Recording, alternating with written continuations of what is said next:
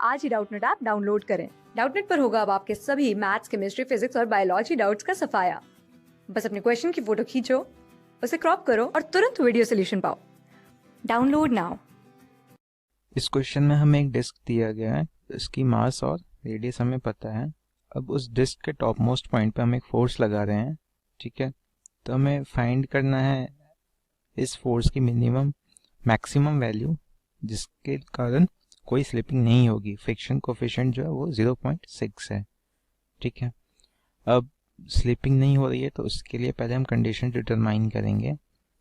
तो आप देखोगे अगर फोर्स F इधर लग रहा है और शुरुआत में रेस्ट में था, ये हमारा ग्राउंड हो गया, तो एक्सेलरेशन सपोज हम मानते हैं फ्रिक्शन की डायरेक्शन ये है, तो हमारे पास कौन हॉरिजॉन्टल डायरेक्शन में क्या इक्वेशन आ गई फोर्स की, F plus F is equal to M A, ठीक है। अब ये हमारा पहला इक्वेशन हो गया। अब दूसरा टॉर्क का इक्वेशन लिखते हैं इस पॉइंट के अबाउट, ठीक है। तो ये कैपिटल एफ का जो टॉर्क है वो इस डायरेक्शन में ऑब्जेक्ट को रोटेट कराएगा और स्मॉल एफ का इस डायरेक्शन में। तो यहाँ पे आप देखोगे कि अगर प्योर रोलिंग हो रही है, कोई स्लिपिंग नहीं हो रही, तो पॉइंट ऑफ कांटेक्ट का एक्सेलरेशन, वेलोसिटी, डिस्प्लेसमेंट 0 होगा, ठीक है। इसका मतलब क्या है कि हमारा ओमेगा किधर होना चाहिए, हमारा अगर एक्सेलरेशन इस डायरेक्शन में है तो अल्फा इस डायरेक्शन में होना चाहिए, वेलोसिटी इस डायरेक्शन में तो ओमेगा इस ऐसे कुछ क्लॉकवाइज होना चाहिए, ठीक है। क्यों? क्योंकि आपको पता है पॉइंट ऑफ कांटेक्ट की वेलोसिटी हम कैसे लिखते हैं, तो उसको सेंटर ऑफ मास उसकी वेलोसिटी सेंटर ऑफ मास के रिस्पेक्ट में, जो कि ओमेगा आर इधर जाएगी, और प्लस सेंटर ऑफ मास की वेलोसिटी जो कि इधर आएगा, ठीक है। ये दोनों अगर इक्वल होंगे तो ये कैंसिल आउट हो जाएंगे। पर अगर ओमेगा और वी दोनों सेम डायरेक्शन में है तो फिर इसकी वेलोसिटी 0 नहीं आएगी और रोलिंग कंडीशन नहीं होगा, ठीक है, स्लिपिंग होगी वहाँ पे, ठीक है। तो इसलिए ओमेगा का डायरेक्शन इधर होना चाहिए ताकि ये सेंटर ऑफ मास के रिस्पेक्ट में इसकी वेलोसिटी इस डायरेक्शन में है। तो इसलिए हम यहाँ पे ओमेगा का अल्फा का डायरेक्शन इधर मानेंगे। तो हम उसके लिए टॉर्क क्या लिखेंगे, एफ का टॉर्क आएगा एफ आर, ये इस डायरेक्शन में आएगा क्लॉकवाइज डायरेक्शन में, और स्मॉल एफ का एंटी क्लॉकवाइज आएगा, उसका आएगा एफ आर। ये क्या होगा, आई अल्फा के बराबर होगा, ठीक है। अब इस इक्वेशन में हम क्या आई की वैल्यू पुट करते हैं तो हमारे पास क्या आएगा, आर कॉमन ले लेते हैं, F minus F is equal, चूंकि ये डिस्क है तो इसका हो जाएगा M R square by 2 alpha. इससे क्या आ गया हमारा, F minus F is equal to M R by 2 alpha, ठीक है। अब क्योंकि ये प्योर रोलिंग है, कोई स्लिपिंग नहीं है, तो alpha R is equal to A, तो यहाँ पे हम ए रिप्लेस कर देते हैं, तो हमारे पास क्या आएगा, F minus F is equal to M by 2, और आर अल्फा क्या होगा, ए। ये हमारा तीसरा इक्वेशन है, ठीक है।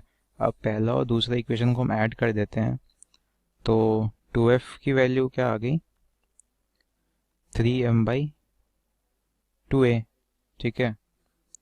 तो f की वैल्यू क्या आ गई, 3m बाई 4a, ठीक है।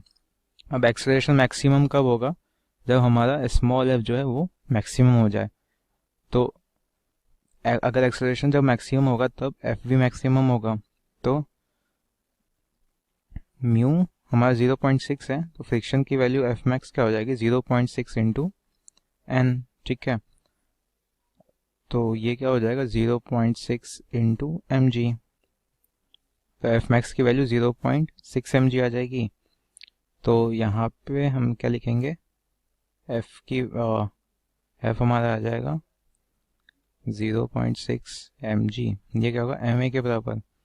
तो ए यहाँ पे कितना आ जाएगा, F plus 0.6 M G by A, sorry by M. ये ए की वैल्यू हम इस इक्वेशन में पुट कर देंगे तो हमारे पास क्या आ जाएगा,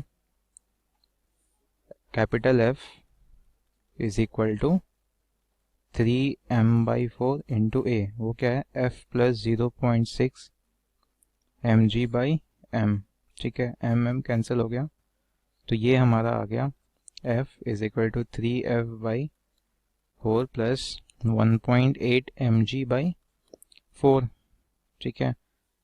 ये क्या आ गया, F is equal to 1.8 mg, तो F की वैल्यू क्या आ गई 1.8 इंटू M की वैल्यू क्या है 4 kg, 4 और G 10, तो ये कितना आ गया हमारा 18 इंटू 4 न्यूटन, ये कितना 72 न्यूटन। तो हमारा आंसर क्या होगा 72 न्यूटन्स। क्लास 6 से 12 से लेके नीट, IIT, जेई मेंस और एडवांस के लेवल तक 10 मिलियन से ज्यादा स्टूडेंट्स का भरोसा। आज ही डाउनलोड करें डाउटनेट ऐप या व्हाट्सएप कीजिए अपने डाउट्स 8400 400 400 पर।